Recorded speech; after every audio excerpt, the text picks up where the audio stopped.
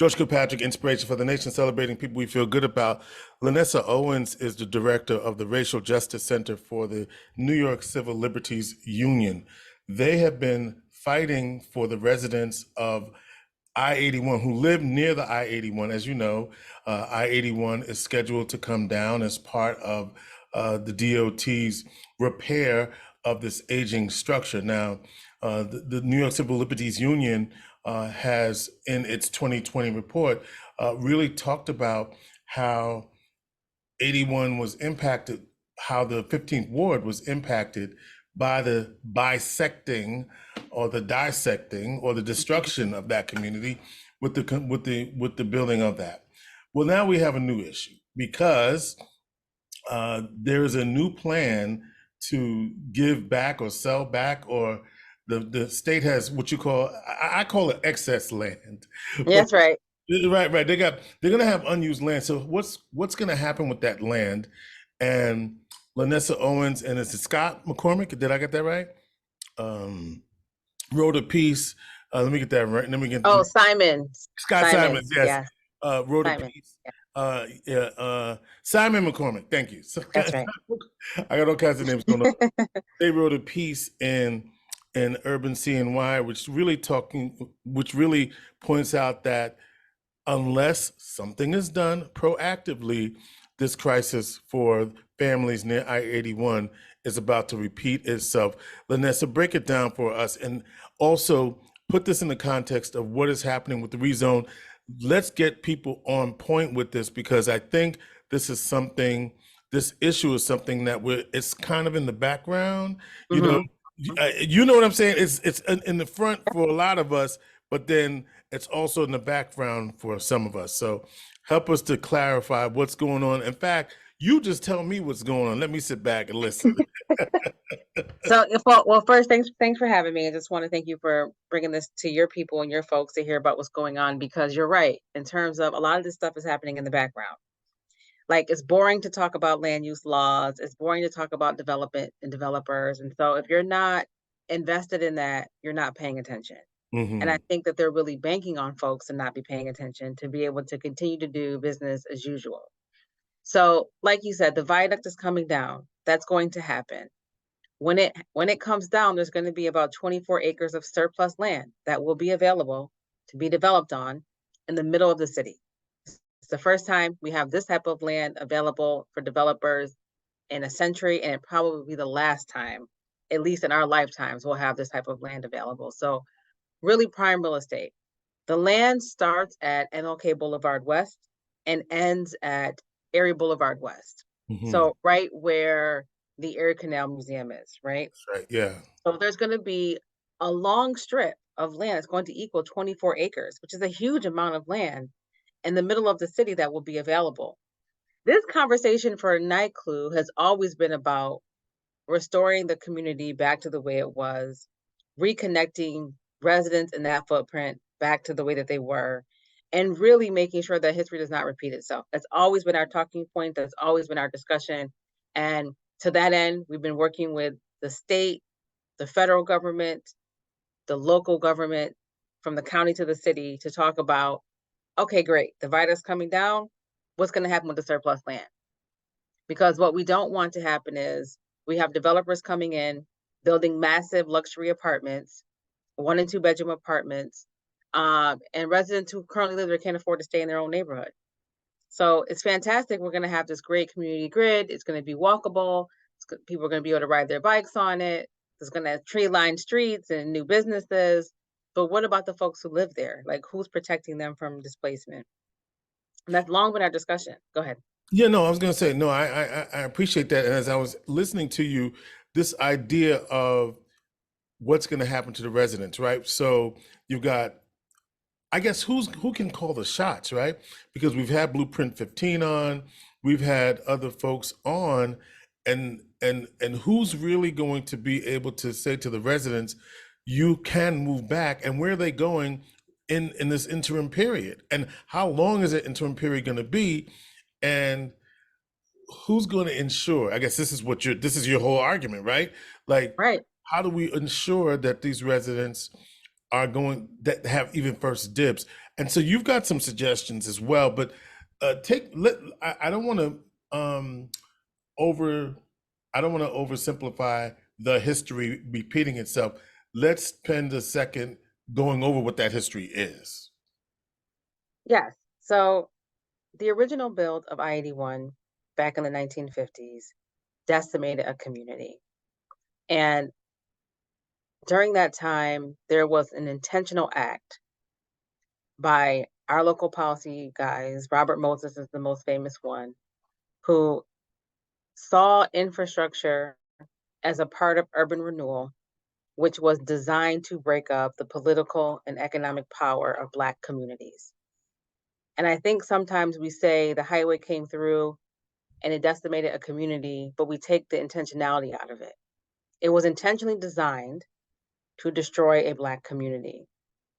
Around that time, around the 1950s and 60s, 90% of the Black population lived in the 15th Ward. So we had our doctors there, we had our nurses there, we had our police officers there, we had all elected officials there. There was a ton of political power in that neighborhood. And we lived there because we had to, right? It Right. was a red line community. I was We going were to not say, allowed to live anywhere else. but more intentionality. Go ahead. Right. So really what happened was, by design, redlining was a federal backed program that forced Black people to live in the same neighborhood.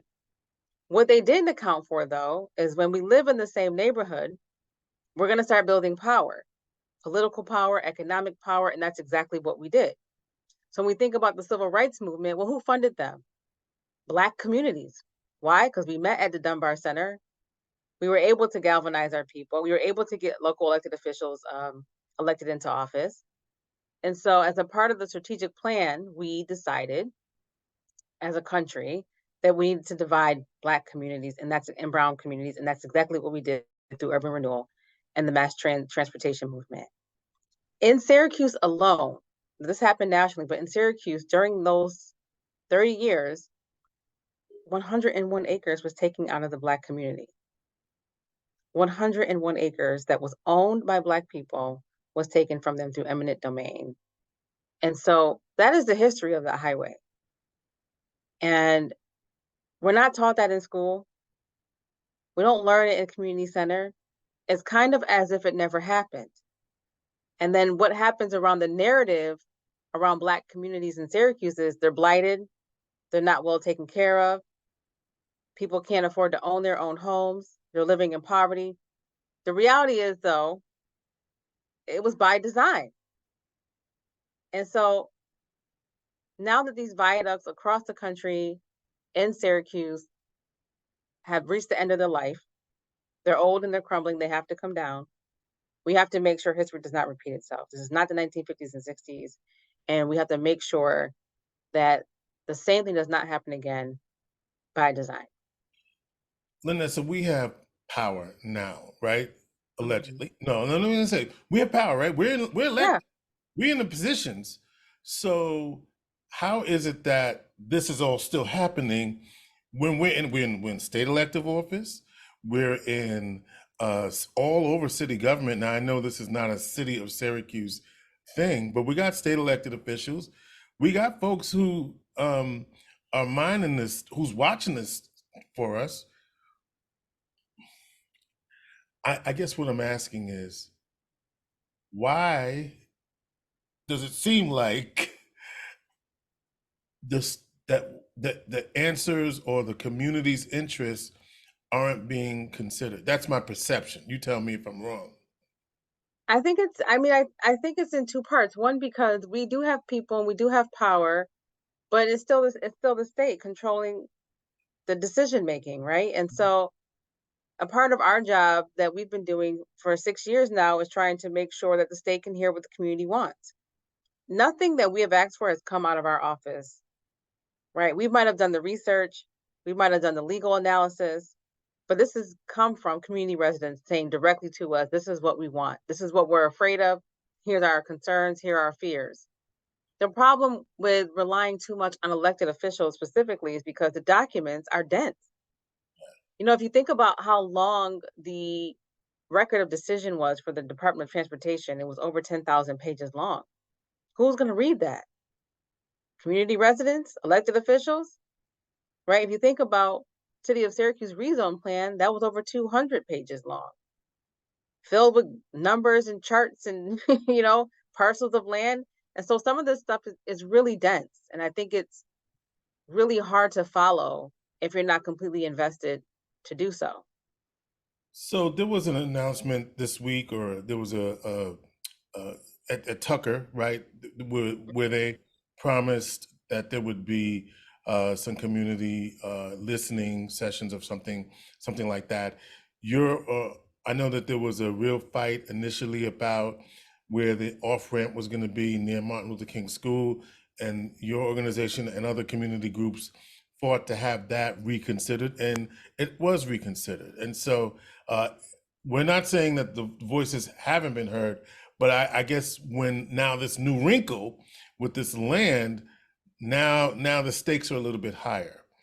And the question is, how do we collectively make sure that those who should be getting priority get that priority, and that the residents' voices are heard, but not only heard and I don't know what else to say about that, but that their position, if you will, is advocated for, that their concerns are front and center, and that they're never forgotten. And my concern is it's going to be a lot of rhetoric around that, but at the end of the day, as we've seen in other projects, what really happens at the end of the day often doesn't reflect all the rhetoric. So you make such a great point in terms of like the people's voices have been heard, right? And I think that we've seen more changes on this project that are actually historical and monumental, right? Things that when we talk to other advocacy groups across the state, across the nation, they are shocked that we were able to get them to move the roundabout. Like they were literally shocked that we were able to get them to move a piece of a plan that they had designed.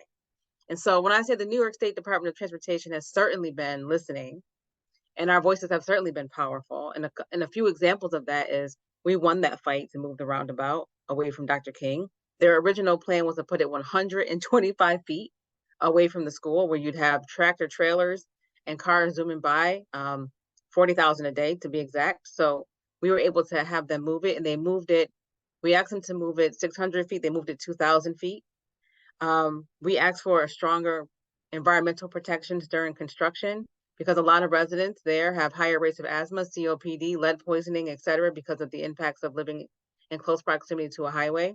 They incorporated a fully functional air monitoring program that they did not have prior to our advocacy. We advocated for local jobs. We wanted to make sure that this $2 billion project, it wasn't same as usual, just going to like mostly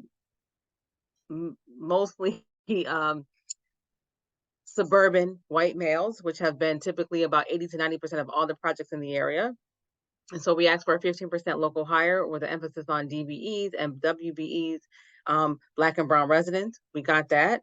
So there has been a ton of wins, and they have been listening, and that's because the people keep showing up, Okay. right? So during the public comment period, residents showed up, and we submitted over 2,000 comments. That's 2,000 people that were engaged during the public comment period, which we actually broke the history records for that one, right? So this project had over 7,000 comments submitted, which is the largest amount of comments in any project in New York's history, right? And that's in part because the people keep showing up, and you have a ton of coalition partners that keep calling them out, including our organization. And so for the Tucker Church call center, we just have to continue to do the same. Like we need people to walk into Tucker Church during those call center hours, and we need them to say, we need to make sure that at the end of this thing, we are not displaced. Yeah. That's simple. We don't need community residents to devise a whole plan, become architects, have a drawing. They like to pretend like we need to have all that information before we can speak. We don't need that. You just need to make sure, hey, DOT, whatever you do with this land, do not transfer this land to anyone unless they can show you how we won't be displaced.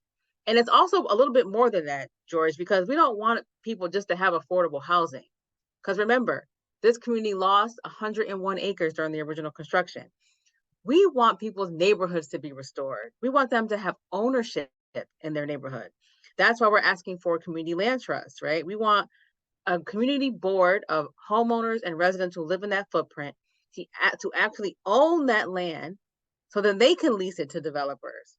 And we want the state and the federal government, who have all these grants now around reconnecting communities, to pay for it. And I don't think we're asking for too much, considering the devastating history that this viaduct created. We don't want just affordable housing. We want people to actually start earning back income that they lost in the 50s and 60s as a population, as a group. You're muted, sorry.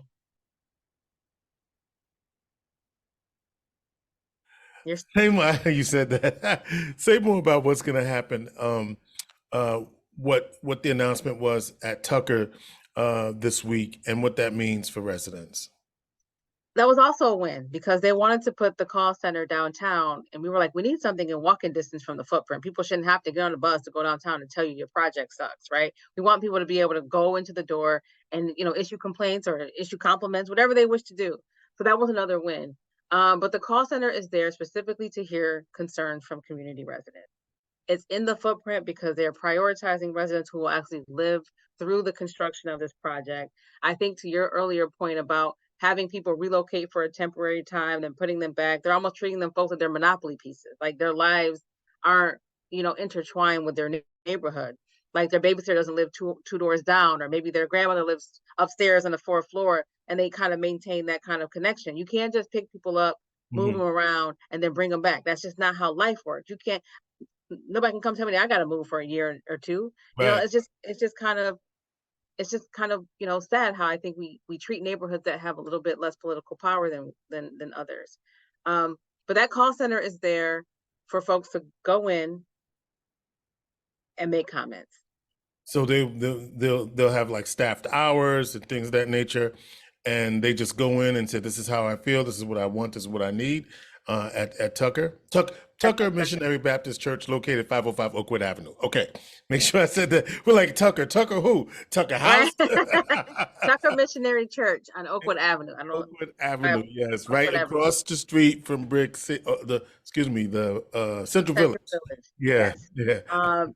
And that's right. And that's what they're there for. You walk in and you tell them you have a problem. You want to submit a comment. You want to talk about the future land use. You can go on there and talk about anything you want to talk about.